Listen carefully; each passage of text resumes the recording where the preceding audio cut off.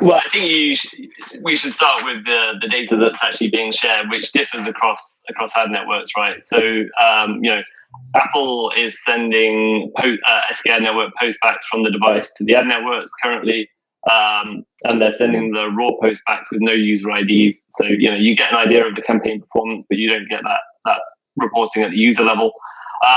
Some networks are choosing to share that with their advertiser clients, in a raw format. So you get to see the full distribution of the conversion values, which is, the post-install quality metric. So some of those ad networks, or most ad networks, are actually choosing to share that in a raw format. Facebook and Google are choosing to sort of aggregate that in different ways. And when you aggregate that data, it becomes much less useful. And so, there's definitely more opportunity to leverage SKAdNetwork data off Facebook and Google just because of how they're reporting that data. And this is another reconciliation question, because Facebook and Google have chosen to report data differently from the other ad networks. It's really difficult to compare. It's an apples and oranges comparison between those two cohorts of ad networks. So advertisers are at a massive disadvantage right now in terms of being able to actually understand how their SKAdNetwork campaigns are performing across different ad networks. But yeah, the feedback that I'm getting from the market is, for the most part, people are just looking at D0 KPIs, as I mentioned earlier, because we're literally a week into sort of 14.5 plus getting scale.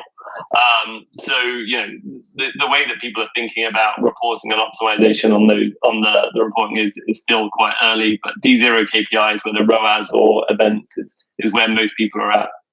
I mean, the good news, and I'm sure everyone's aware, is that as part of iOS 15, Apple announced that they will allow the advertiser to configure sending the postbacks from the device to more than just an ad network. So they can send it, so the advertiser can send it to themselves, they can send it to another third party. This is amazing. This is great news for the industry. It adds a layer of transparency that hasn't really existed for like 10 years. And so what we have is a full view of the performance of all ad networks.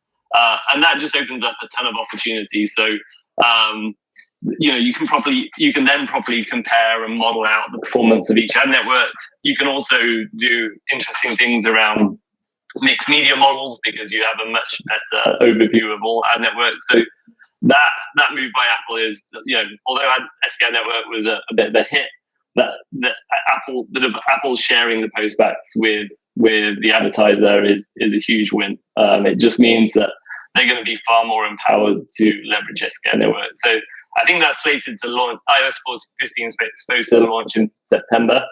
So we specifically are very excited about that. But in the meantime, we're limited to the signals that we're getting back from Facebook and Google.